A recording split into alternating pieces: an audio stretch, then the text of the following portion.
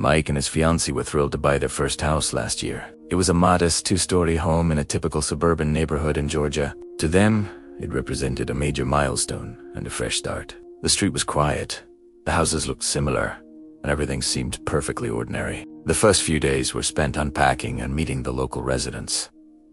Most neighbors were friendly and welcoming. However, the house immediately to their left was different. For several days, they never saw anyone enter or leave. The curtains were always closed, and the interior seemed perpetually dark, even though a car was consistently parked in the driveway. Their first real encounter with the neighbor was subtle but unsettling. One afternoon, while bringing groceries in, Mike's fiancée noticed a figure standing behind the front window of the neighboring house. Mike looked over and saw a man partially obscured by the curtain, clearly staring directly at them. He didn't offer a wave or any acknowledgement. As soon as he realized they saw him, the figure disappeared from the window. They initially brushed it off as awkwardness.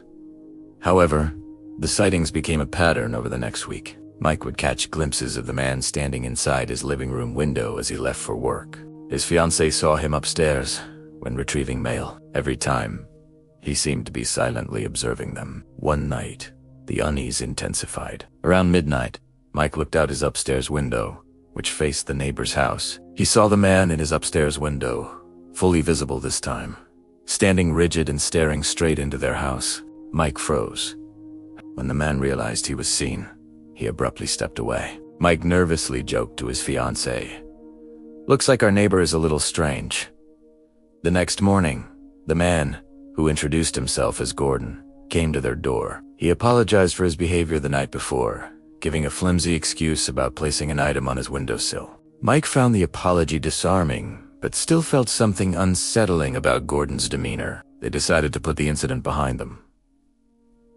A week later, the situation escalated. In the middle of the night, Mike was woken up by his fiancée, who heard sounds in their backyard. Looking out, Mike saw a figure walking across their property. Mike shouted out, and the figure quickly rushed toward the back gate, slamming it shut behind him. A few nights later, the sounds returned. This time, both Mike and his fiancée clearly heard a distinct metallic noise, suggesting someone was tampering with something. Mike went to the window and saw the intruder again. He shouted that he was calling the police. The person quickly exited through the gate. In that moment, Mike was certain the figure looked exactly like Gordon. Mike immediately went over to Gordon's house and confronted him. Gordon answered the door almost instantly, smiling and laughing. He admitted it was him, claiming he was chasing neighborhood kids who constantly jumped the fences. He told Mike to expect it often. Although Gordon maintained his smile, Mike felt an intense sense of malice in his eyes and deeply doubted the story. The next day, Gordon invited them over for dinner. Hoping to establish a civil relationship,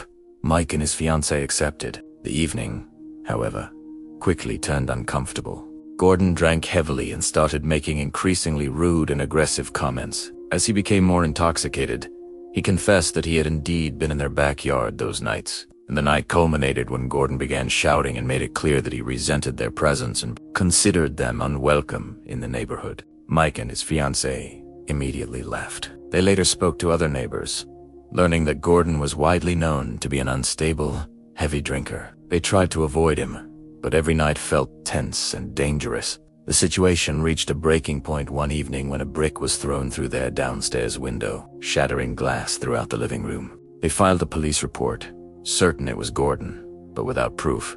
He denied everything, and the police could only document the vandalism. Fearing for their safety, Mike and his fiancée were mentally exhausted. Less than 2 months after moving in, they decided they had to leave. They moved out as quickly as possible, abandoning the home they had been so excited about. They felt they had escaped a truly menacing situation. Thank you for listening to this unsettling account. It serves as a stark reminder to always be aware of your surroundings, even in your own home. If you have had an encounter that made you feel unsafe, please share your story. Don't forget to subscribe for more real-life mysterious dailies.